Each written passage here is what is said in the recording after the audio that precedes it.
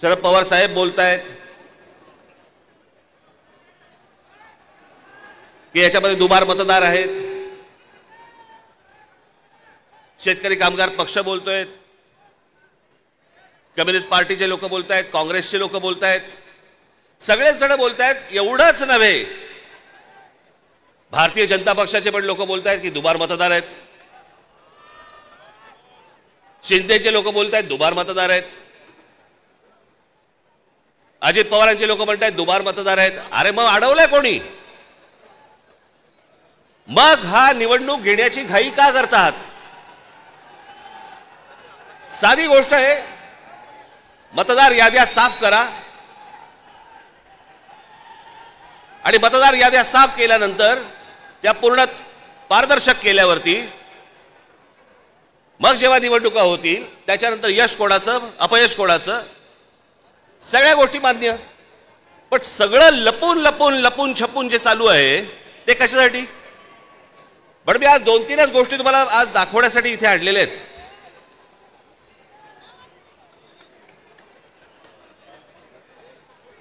खरं तर हे 4,500 मतदार आहेत.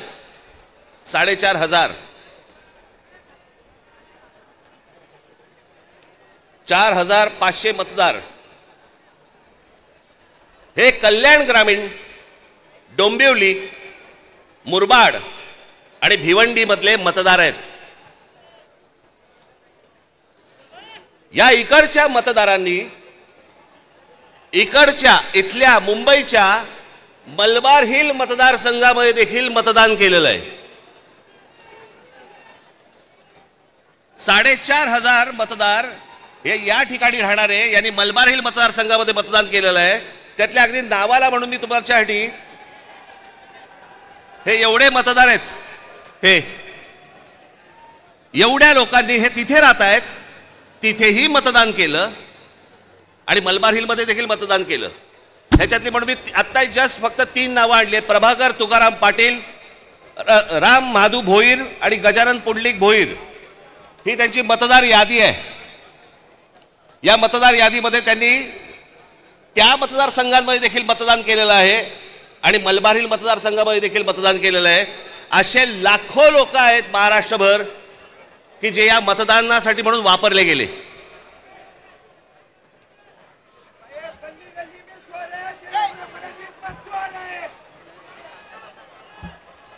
आता मी तुम्हाला अजून एक गोष्ट दाखवणार आहे की लोक म्हणतात की पुरावे कुठे आहेत, पुरावे कुठे आहेत. मुंबई हे लोकसभा मतदारसंघ म्हणजे मी तुम्हाला आता जुलै पर्यंतची यादी वाचून दाखवतोय. जुलै पर्यंतची. 1 जुलैला त्यांनी यादी बंद केली. 1 जुलैला जी यादी बंद केली त्याच्यामधले फक्त मी मतदार तुम्हाला वाचून दाखवतोय. याच्यामध्ये मुंबई नॉर्थ इकडे एका लोकसभा मतदारसंघामध्ये 17,29,456 मतदार आहेत. याच्यापैकी 62,370 हे दुबार आहेत. मुंबई नॉर्थ वेस्ट संपूर्ण मतदार 16,74,861 आणि दुबार मतदार 60,231. मुंबई नॉर्थ ईस्ट पूर्ण मतदार आहेत 15,90,710 आणि दुबार मतदार आहेत 92,983.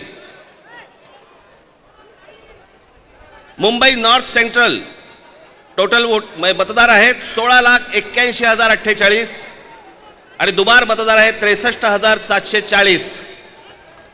Mumbai south central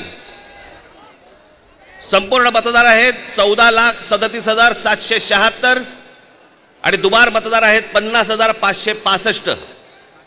Mumbai south मतदार आहेत, हे आत्ताची यादी सांगतोय तुम्हाला जुलै पर्यंतची, 1 जुलै पर्यंतची 15,15,15,993 आणि दुबार मतदार आहेत 55,205. नाशिक लोकसभा मतदार आहेत 19,34,349 आणि दुबार मतदार आहेत 99,673. मावळ लोकसभा संपूर्ण मतदार आहे 19,85,172 आणि दुबार मतदार आहेत 1,45,000 1,45,636 एवढे दुबार मतदार आहेत. पुणे लोकसभा 17,12,242 दुबार मतदार आता आहेत तिकडे 1,02,002.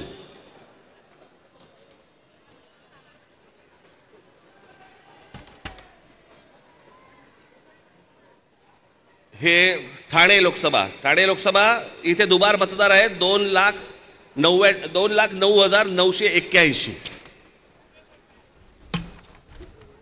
लोक म्हणतील की बाबा हे आकडे तो बोलून दाखवलेत, पुरावा कुठे आहे? मी आज तुमच्यासाठी पुरावा देखील आणलाय ह्या सगळ्या दुबार मतदारांचा. काढते कापड. हे सगळे दुबार मतदार आहेत. हे एवढे सगळे दुबार मतदार आहेत. हे मी तुम्हाला आता जेवढे फक्त मतदारसंघ सांगितले तेवढ्यातले फक्त दुबार मतदार आहेत. म्हणजे तुम्हाला कल्पना येईल महाराष्ट्रामध्ये काय प्रकारचा गोंधळ येतो. आणि एवढे पुरावे दिल्यानंतर देखील हट्ट सुरू आहे की नाही कोर्टाने सांगितलंय जानेवारीत निवडणुका घ्या. कशा घ्या? का घ्या? कोणाला आहे घाई? 5 वर्ष निवडणुका घेतल्या नाहीयेत. 5 वर्ष. अजून 1 वर्ष गेलं तर काय फरक पडणार आहे? काय फरक पडतो? 5 वर्ष काही फरक नाही पडला, अजून 1 वर्ष गेलं. पण जी माणसं भरली आहेत आतमध्ये त्याचं काय करायचं? मग त्याच्यातल्या त्याच्यात निवडणुका आटपून घ्यायच्या आणि पुन्हा यश पदरी पाडायचं. याला काय निवडणुका म्हणतात? या निवडणुका अशा याच्यात तर लोकशाही तरी टिकेल? एका आमदाराचा भाऊ सांगतो की मी 20,000 मतं बाहेरून आतमध्ये आणली. आमदाराचा म्हणजे ह्याची हिंमत बघा, सत्तेचा माज बघा की एक आमदाराचा भाऊ सांगतो की आमदार असतो पैठणचा, त्यांचा बुमरेचा भाऊ ना, हो पण त्याचा बुमरेचा भाऊ ना, तो मुलगा हल्ली कळतच नाही माहिती. या मतदार याद्या तपासताना ह्याच्यातला कोण त्या दिवशी सांगितलं नाही का मी? मुलीचं वय 114, वडिलांचं वय 43. त्या दिवशी काय मला बोलायचं ते मी बोललो. काहीही चालू आहे. त्या नवी मुंबईचे आयुक्तांच्या बंगल्यावरती मतदार नोंदवले गेलेत. कोणीतरी सुलभ शौचालयामध्ये नोंदवला गेला. कुठेही बसलेला दिसला की काही नोंदवायचा का? ही अत्यंत लाजिरवाणी गोष्ट मला असं वाटतं ही देशभर सुरू आहे, प्रत्येक ठिकाणी सुरू आहे, प्रत्येक मतदारापर्यंत समजलंय. परवा दिवशी तर मी त्या मशीन्स, वोटिंग मशीन बद्दल बोललो. मी त्याचं डेमॉन्स्ट्रेशन दिलं. मी हे गेले 2017 पासून ओरडून सांगतोय की ह्याच्यामध्ये गडबड आहे, ह्याच्यामध्ये गोंधळ आहे. अशा प्रकारच्या साधी गोष्ट आहे. 232 आमदार निवडून आल्यानंतर जर महाराष्ट्रामध्ये मातम असेल, महाराष्ट्रामध्ये जर समजा सन्नाटा असेल, महाराष्ट्रामध्ये काहीच नसेल, सगळे जर मतदार हे गोंधळलेल्या अवस्थेमध्ये असतील आणि सगळ्यांना जर आश्चर्य पडलं असेल, निवडून आलेल्यांना चिमटे काढून बघत होते निवडून आलेले लोक की मी कसा आलो निवडून. पण निवडून आलेल्याची सोय अगोदरच झाली होती, त्याच्यामुळे त्याला माहिती नव्हतं की मी निवडून येणार. हे सगळे कारस्थानं, या सगळ्या गोष्टी, ह्या सगळ्या निवडणूक आयोगाच्या मार्फत सगळ्या सुरू आहेत. कशा निवडणुका लढवायच्या मला जरा सांगा. नाही, जो मतदार उन्हातारामध्ये रांगेमध्ये उभा राहतो त्याच्या मतांचा अपमान नाही का? म्हणजे मतदारांनी मतदान नोंदवायचं, कुठेही करायचं, पण मॅच अगोदरच फिक्स आहे, त्याच्या मताला काय किंमत आहे? आणि म्हणून मला आपल्याला सांगायचं आहे की आता जी काही कायदेशीर कारवाई प्रोसेसची सुरू आहे, मला असं वाटतं उद्धव ठाकरे आपल्याशी या संदर्भामध्ये बोलतीलच, सांगतीलच आपल्याला.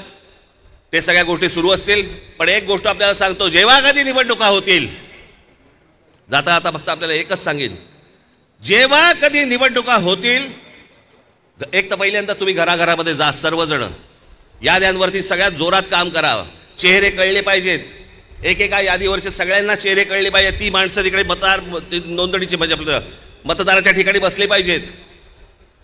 आणि त्यानंतर जर तिबार वाले जर आले तिथेच फोडून काढायचे,